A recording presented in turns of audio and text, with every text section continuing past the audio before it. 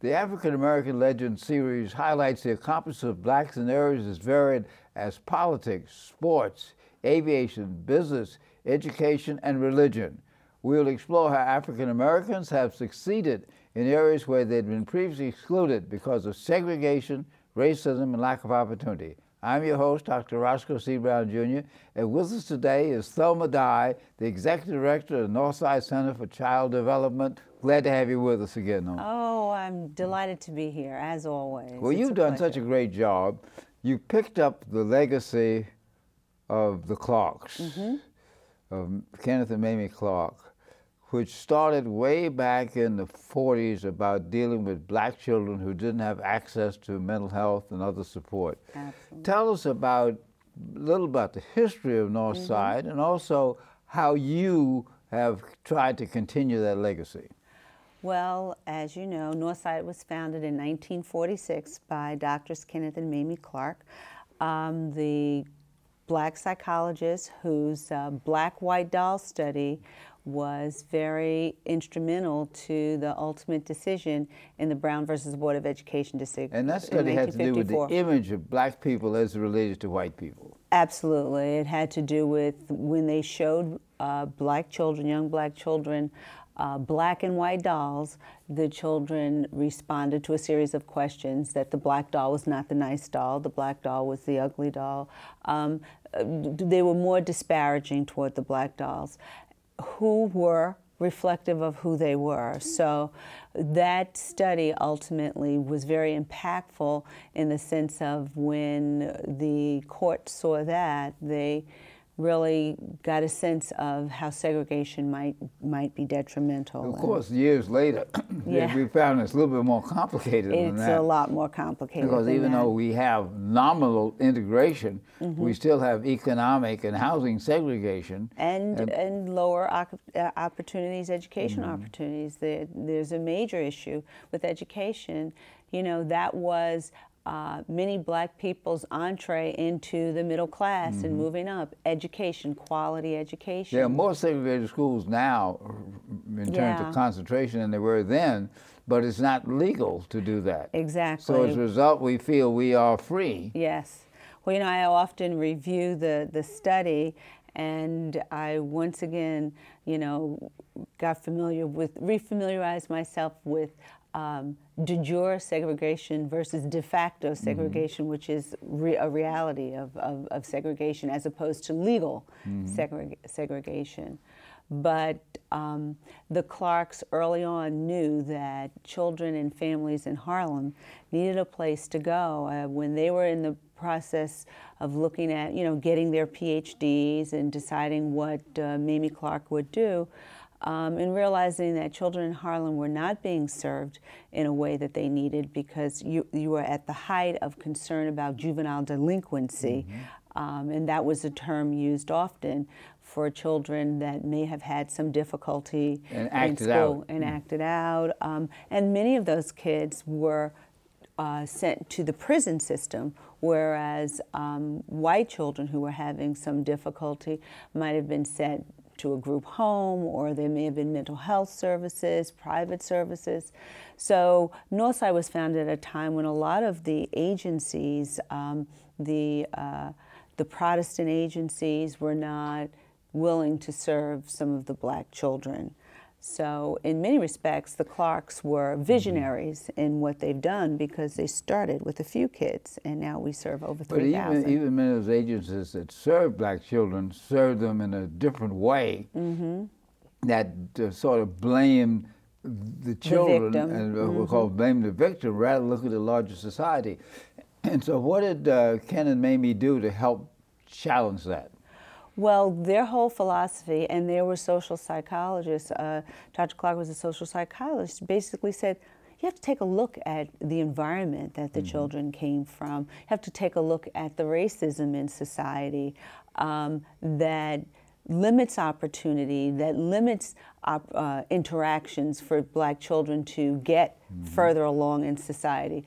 So they were very, very clear. Now, the Clarks were very much the integrationists, but they were still very understanding and very aware of the fact that Black children and families were not achieving what they could achieve, their full potential, because of the racism in society. And so they ensured that when therapists got together, Black therapists, white therapists, when they opened their agency, they were adamant about having after-school educational programs to ensure that the children moved academically, as well as opportunities for them to talk about some of those feelings, not only those that were, as we might say, intrapsychic, but also those that were part of the environment, and not make them feel crazy because the environment was hostile to them in sometimes. Now, where did they get the referrals when they first started? The referrals came from self-referrals. One, it was self-referrals. It came from other agencies because, again, as I said, when they started, a lot of people were looking to move the Black children somewhere else. They didn't want to deal with any Black children that came to them, so that the Clarks were there. Became a godsend in many respects. But parents, there's one case that they talked about at length, the Clarks, Dr. Kenneth Clark in particular, about how children were being put in classes for the retarded. And the children, and a parent heard about the Clarks and knew that they were Black and came to them and said, could you just tell me whether or not my child is really retarded? Because if my child is retarded, I'll try to come to grips with that and think of how I can help his or her future. But if he's not, I need to be able to go back and try to do something with the school. And sure enough, they ended up evaluating the children, because these were psychologists that now had, they were Black psychologists who had the same tools as the white psychologists. And sure enough, when they evaluated the kids, the children were not retarded. They might need a little more educational support. And then they got a whole group of parents, and so they became part of the forefront of some educational reforms. And challenging the intelligence tests themselves. The tests were culture-bound. And I know Ken and Mamie did a lot of work in challenging those culture-bound intelligence tests. Well, you know, sometimes people say the best way to take a look, to change a system is to do it from the inside. By virtue of them understanding the tests, they had the opportunity to know where the tests and the weaknesses were of the test. They were psychologists. They knew how to do the testing, and sometimes they did testing, and sometimes they could say, you know, we don't think this is an accurate reflection of the child's capacity and capability. And they were adamant fighters for the children, and the people who joined them were also adamant fighters for that. I mean, there was a belief in what integration would bring. There was a belief in fighting for it, and there was a belief in achieving racial equality and equality. When you achieve that, you'd achieve equality in schools. There was a very strong belief. That was kind of a utopian belief. Because economic power still determines where we go. And we see now we're in doing. 2010. Yeah, now Thelma we're in is the director. Now tell us what you believe Northside should be doing. Well, Northside is a major social service agency that has to deal with any number of systems that not only do we deal with mental health, and we deal with education, we deal with Head Start.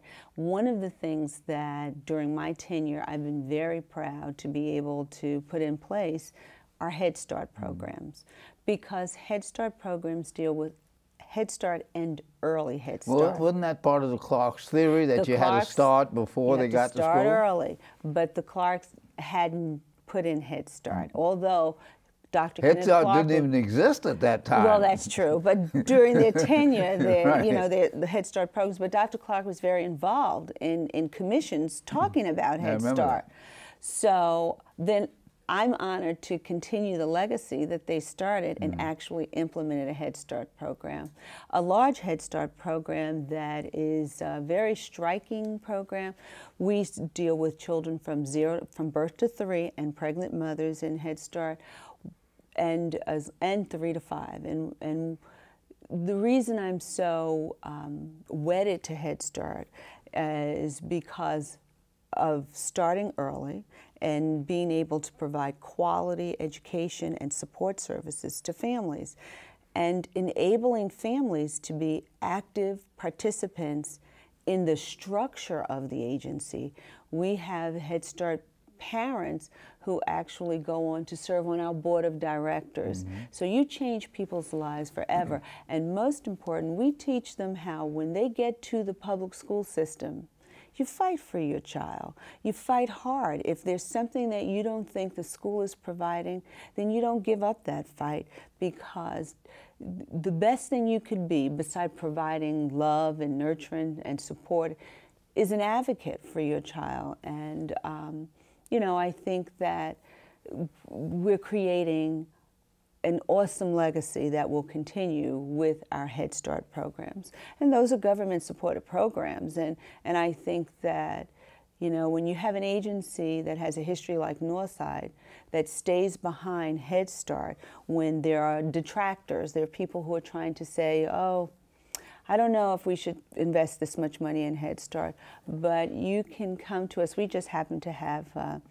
the Secretary of Health and Human Services visit our Head Start a few days ago, because they were releasing a public service campaign with the Ad Council on Sesame Street about, you know, healthy habits to hopefully to prevent the spread of influenza. But they come and they can see the benefit of the children, that the children are benefiting and learning. It's an educational program for the children and the families, and they're making a difference. So there's been so much blaming the victim recently, that poor people and people who have children don't behave, it's their fault, without recognizing the environmental and the economic circumstances and the advocacy that many people of low-income status take on. Absolutely. How do you confront those attitudes and parents who say they just keep beating up on us, they really demeaning our children? How do you work with parents to get them over that hump?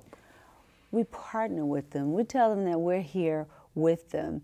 I think it's very important for parents to see that people like me, people like you, people like our families have mastered the system. And if I can do it, you can do it. We make sure, and we work with our parents so that they don't give up hope. I mean, there's a lot going on, and there's a lot that they have to overcome. They've got to, you know, we talk about trauma in the mental health field, and the fact is slavery's traumatizing. What we've gone through in this country has been traumatizing, and we haven't quite figured out how to work through the trauma and move totally on. But the reality is that if some of us can do it, all of us can do it, and we don't leave anybody behind. We just keep working and working. That's a very good point. If some of us can do it, all of us can do it. And unfortunately, even in the black community, there's going to be this class differentiation that we did it and something's wrong with them. Nothing is wrong with anybody. It's a question of what kind of society they grow into. Exactly. And that's why Northside is so important in providing that support. Now, how do you get your referrals now? Our referrals come from all places. They come from schools. They're self-referrals. Parents walk in. We get them from the Board of Ed. We get them from other community agencies that we work with, because we believe in supporting other community agencies, because we're all about the same thing. So they come from a variety of hospitals, different How places. do you select which ones you're actually going to serve? That's hard, I know. It's very hard, and it depends on the program. Every program has different rules, but basically the bottom line is it's first come, first serve, and if you have the need that fits that program, it's our job to take you in. And if you're in our community, we have to serve Harlem first and our boundaries first. We recently, you know, talked about our Head Start program, and some people really wanted to get in our Head Start program, but they weren't in our catchment area. So we have federal mandates, we have state mandates and city mandates that we have to follow.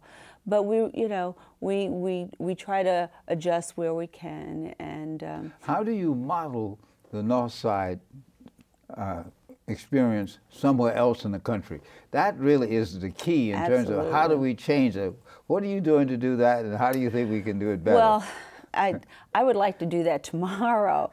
The Northside experience is there are many agencies that take a piece of what we do. I happen to favor Northside as being unique, and we have a children's library. We now have a Head Start. We do all kinds of things that I think are very special and all in one, under one umbrella that helps. But there's more that we want to do. But I think if we want to take Northside and put Northside in another state or another, that takes a lot of funding. And it takes a lot of funding, but doesn't it take an idea, somebody who really understands this and communicates to the politicians and the funders that this happens? Because, as I said, we have so much of this blaming the victim psychology going on, particularly if some of the right wingers don't want to spend money. So we need advocates as well as people who can actually carry out the program. Strong advocates. I mean, I think one of the things that we're finding is that a lot of not-for-profits are under attack. The government is withdrawing support. They don't want to support them. And the way they withdraw support is they say, well, you're not big enough, or I've got this one that's going to do that. The niche-based agencies are not, the government is not necessarily there to say, you know what, you know how to do it. You've been doing it for years. You've been there where no one else is. How do I grow you so that you can go to different places and do it? The government is looking at those agencies that may be large, may be new, and not necessarily putting the dollars behind an agency that's as historic as Northside. So again, you're right. We need advocates. We've got to fight at many different levels. But you did talk about this advertising campaign with Head Start, because Head Start has been one of the programs that some of the right-wingers have said it doesn't work, we don't need to spend money on that. A good deal of public opinion in this country and the world is determined by the media. What are they doing in the media to promote the effectiveness of things like Head Start and Northside? Well, I can tell you that recently our Head Start, like I said, Secretary of Health and Human Services came to visit Northside, a Head Start program that basically just where you put the Ad Council, Sesame Street, and Health and Human Services Secretary, there's a statement in there somewhere that says Head Start is a good thing. We believe in it. We believe in good quality programs that promote children's education and their knowledge and families. So I think that was very positive. I think recently Northside was just on another news show, the Head Start program, and we get calls. We got a lot of calls. People want to be in this. You know, I think you really have to continue the research and continue the evaluations and have people who are wedded to research and evaluation to do it fairly, and not so that I have to do this so I can pull back Head Start dollars because I want to put it somewhere else.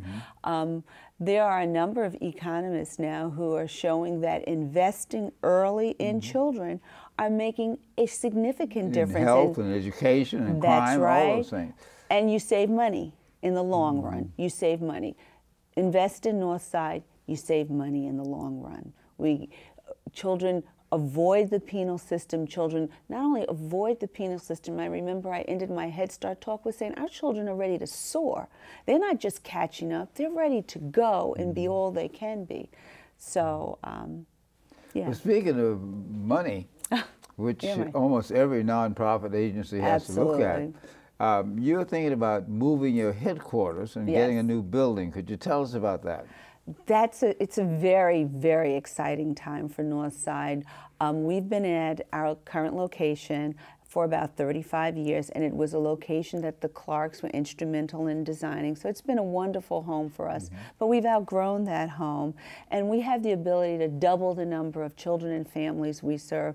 So we're about to get involved in a capital project for which we have fundraised. Now I have a great board, and they are, you know, tapping a lot of people. How much money do you need for this? We're looking at $35 million. Okay, checks in the mail. I wish it were true. Thank you. I understand, but you know what? How do you want to do it? You want to do it as part of a larger housing development, or you want to do it as a standalone building? We are flexible. as long as we get enough space, we're looking at 40 to 45,000 square feet of space, and whether it's part of a development, a developer's project that really gives us what we want, which is ownership, we are flexible with that because they may need to do give backs, and so they get some kind of accommodation for helping a not-for-profit. A standalone is wonderful. You know, we look for city space that we can ask the city for because we think we've earned the right to be and to exist. I think we've proven our worth, and we think that we're positive and hopeful that the city and the state and the federal government will, as needed, will support this. And you want to be located in Harlem. You're on 110th Street now. We're on 110th between Madison and Fifth. And that's our main site. You want to locate in Harlem. I absolutely do. That's our history. You know, in addition to the wonderful services we provide and the lives that we change, the other thing that we want to do is preserve the legacy of the Clarks. I mean, this is our history. This is our Black history. Everybody should be about preserving the history. I mean, the reality is that whether you feel the children and families are best raised in their own community with their own teachers, or this is a post-racial era. What we do have is that the Clarks' work was instrumental in legally desegregating schools, and we know that many, many Black children benefited. So whether it is whomever, if you're interested in American history, this is a piece of American history, and African American history. Let's save it. Let's ensure that Northside continues. Now, if anyone in the audience gets motivated by this inspiring story, how do they contact you? What do they do about the fundraising? Well, we're www.northsidecenter.org or www.nccd.org. Happy to send us an email. The telephone number is 212-426-3400. And all you have to do is say, I want to hear more about Northside. I want to help Northside in its search for a new home, and we will be in contact, absolutely. Now, many fundraisers have celebrities who are pushing this. Do you have any celebrities who identified? Not that that's the only way, but no. It is one way. Well, we've had, you know, a number of celebrities come to our gala. Northside does a major fundraiser. They do a wonderful gala. A lot of celebrities come through our gala. We haven't identified any, and I would tell you some of their names, but I don't want them to run before I've had a chance to approach them. Now, we were talking earlier about this idea of Black celebrities and Black business people contributing to Black organizations. Absolutely. We hear about Gates and Buffett and all those billionaires. There are maybe one or two Black billionaires, and there are not a lot of Black billionaires, but there's some. What are some of the problems of actually getting the money from those type of people to support Black organizations? Well, I think aside from the fact that there are not as many Black billionaires, Black millionaires as white, then you are taking from a smaller pool to serve a larger number of organizations. And as with any philanthropist, they get wedded to a charity. And that's not to say that the Black philanthropists are not wedded to Black charities, but if they get wedded to 2 or 3, well, there are probably another 500 that are starving for the kind of philanthropy that you get when you get a very generous donor and a generous Black donor. I mean, I think it's a complicated issue. I think that we should, you know, this is another area where you want to make sure you have the research and the data, but the fact is, you find when a Black person gets rich, they're going to try to help their family. So that automatically takes some of their wealth, and then they go to their church or their religious organization, and that takes some of their wealth.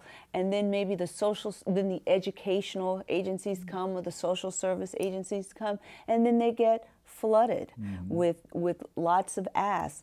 And then or else then they also have to spread it around. So you're now giving, money around to a lot of different organizations, and an organization may feel, well, this is all I got, I need more. So it's very complicated, but I think that I would not think that it's wise for us as a people to foster a myth of black people not giving to black organizations. Because they do. As a matter of fact, the studies indicate proportionally Absolutely. black families give more money than white families. It's just not as much money. Exactly. But one of the things that does come up, there are certain agencies that attract certain kinds of people. Yes. There's a certain, the arts, a certain group for childcare, a certain group for education. That's right. And quite possibly they might work together. One of the things that there was the Black United Fund to try to work together to begin to get black people to focus on various areas. So that Northside is a classic example. You're a success story. You are doing great service. Absolutely. You want to expand. Absolutely. Some of that expansion should be supported by the business community, some of it will be supported by the black community, and some of it will be supported by government. Absolutely. And I guess you write a lot of proposals. We write a lot of proposals because it works. I mean, the foundations and the corporations, the foundations require proposals. We write a lot of them. We talk a lot about what we do. We bring foundation people up to visit Northside. We believe that when you visit Northside, you fall in love and you want to help us because you can see that we are a well-run organization, a tight ship. Our audits are impeccable. I'm talking about our independent audits are great. So you definitely have to get corporation foundation support, and having a solid organization does that, as well as you want black philanthropy. And I want some of those black celebrities, I want them to come up and visit Northside because they'll be in love. And when anybody talks with Thelma Dye, they know that she's excited about Northside Center for Child Development. Thanks for being with us today, Thelma. Oh, thank you for having me. It's always a pleasure. Great. Thank you.